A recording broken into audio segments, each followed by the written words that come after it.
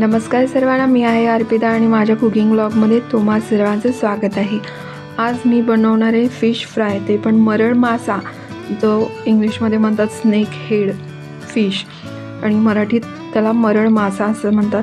त्याची fish curry पण बनवणार आहे आणि फिश फ्राय। सर्वप्रथम मी फिश स्वच्छ धुवून घेतलेले आहेत पीस। पाहू शकता एकदा प्लेटमध्ये भरपूर मासा हा मोठा होता अखंड, तो सगळा घेतलेला आहे आणि स्वच्छ असे पीस सगळे धुतलेले आहेत पाण्याने। आता याच्यावरती मी थोडा लिंबू पिळलेला आहे, साधारण एक लिंबू पिळायचा आहे आणि मीठसुद्धा ह्याच्यावरती घातलं आहे। लिंबू पिळल्यामुळे मासा घट्ट होतो, त्याच्यासाठी लिंबू पिळायचं आहे। आणि आता ही आलं लसूण पेस्ट 5-6 चमचे आहे, त्याच्यामध्ये धणे पावडर, जिरे पावडर अर्धा चमचा घातलेली आहे आणि हे लाल तिखट 1-2-3 चमचे घेतलेले आहेत, कारण भरपूर प्रमाणात मासा आहे त्यामुळे तिखट हे जास्त लागणार आहे। आता हे सगळे एकत्र मिक्स करून घेणार आहे मी चांगलं। आलं लसूण पेस्ट, धणे जिरे पावडर त्याच्यामुळे चांगलं टेस्ट येते, त्याच्यासाठी ही जिरे पावडर धणे पावडर वापरते, आलं लसूण पेस्ट।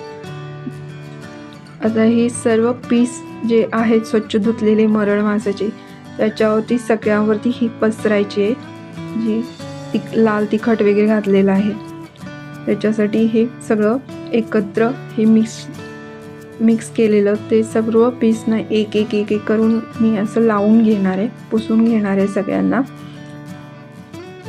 आणि त्याच्यानंतरच रवा मध्ये फ्राय करायचं आहे। आता हे 1 तासासाठी मी हे ठेवलेलं आहे, चांगलं मुरण्यासाठी। आलं लसूण पेस्ट, लिंबू, ह्याच्यामध्ये मासा चांगला मुरला पाहिजे, घट्ट येतो त्याच्यासाठी 1 तासभर ठेवायचं। आणि ही बेडगी लाल मिरची मी फिश करीसाठी भिजवलेली आहे 5-6, आणि सुकं ओलं खोबरं 1 वाटी घेतलेलं आहे, ते खवलून घेतलेलं आहे, आणि अर्धा कांदा हा मी चिरून घ्यायला लागले। लसूण पाकळ्या 7-8 आपल्याला लागणार आहेत फिश करीच्या मसाल्यासाठी। खोबरं खवलून घ्यावं, त्याच्यामुळे पटकन बारीक होतं मिक्सरला, त्याच्यासाठी खोबरं ओलं नारळ वापरायचं आहे अर्धा फिश करीसाठी। आता हे मिक्सरच्या भांड्यामध्ये मी सर्व बारीक करून घेते, लसूण, खोबरं, ओलं, कांदा आणि जी बेडगी मिरची भिजवलेली आहे ती सुद्धा याच्यामध्ये मी घालणार आहे। 5 ते 6 बेडगी मिरची घातल्यामुळे थोडी चांगली चव येते। मिरची पावडर वापरण्याच्या ऐवजी तुम्ही बेडगी मिरची वापरा। आणि 1 पाव चमचा हळद पावडर घातलेली आहे, आणि हे आमसूलचे 2-3 तुकडे घातलेले आहेत। आणि आता हे चांगलं पाणी घालून मी पेस्ट करणार आहे, आणि एकदम गंधासारखी पेस्ट करायची आहे फिश करीसाठी। आता पॅनमध्ये तेल घेऊन फिश करीचा जो तेल तापल्यानंतर हे फिश करीचा मसाला जो पूर्ण बारीक झाला होता गंधासारखा, तो फ्राय पॅनमध्ये परतून घ्यायचा आहे चांगला। 1-2-3 मिनटं चांगला तेलामध्ये शिजवून घ्यायचा आहे।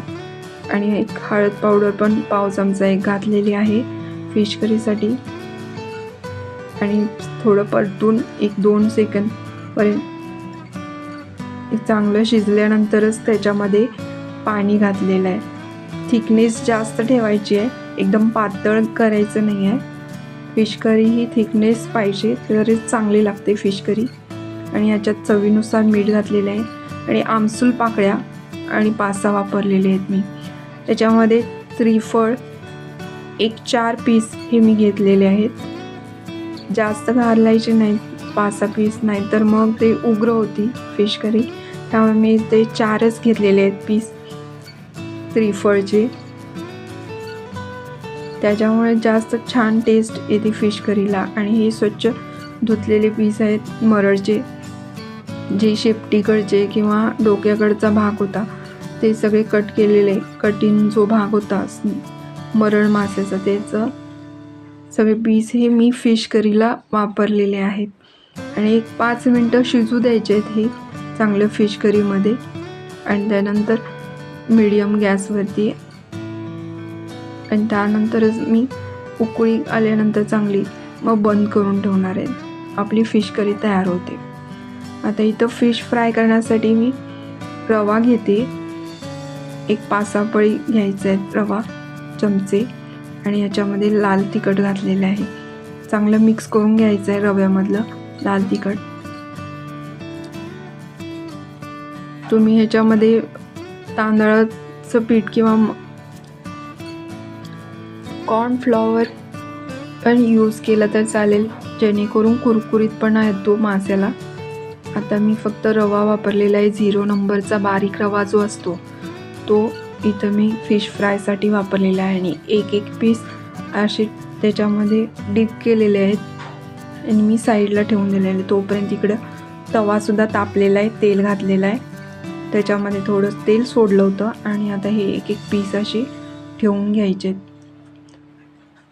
एक लो फ्लेमवरती आपण गॅस ठेवायचा आहे आणि 5 मिनटं चांगली एक बाजू भाजून घ्यायची आहे चांगली. हे असे पीस ठेवून द्यायचे आणि एक बाजू ही छानपैकी अशी 5 मिनटं भाजल्यानंतर लो फ्लेमवरती गॅस ठेवायचा आहे.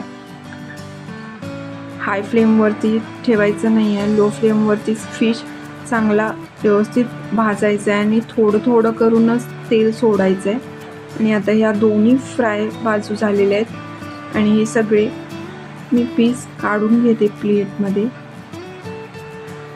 एकदम टेस्टी होतो मरळ मासा आणि त्याची फिश करीसुद्धा तुम्ही पाहू शकता. हा व्हिडिओ तुम्हाला माझा कसा वाटला हे नक्की कमेंट करून सांगा. माझ्या व्हिडिओला लाईक, शेअर आणि सबस्क्राईब करायला विसरू नका. तोपर्यंत सर्वांना माझा धन्यवाद.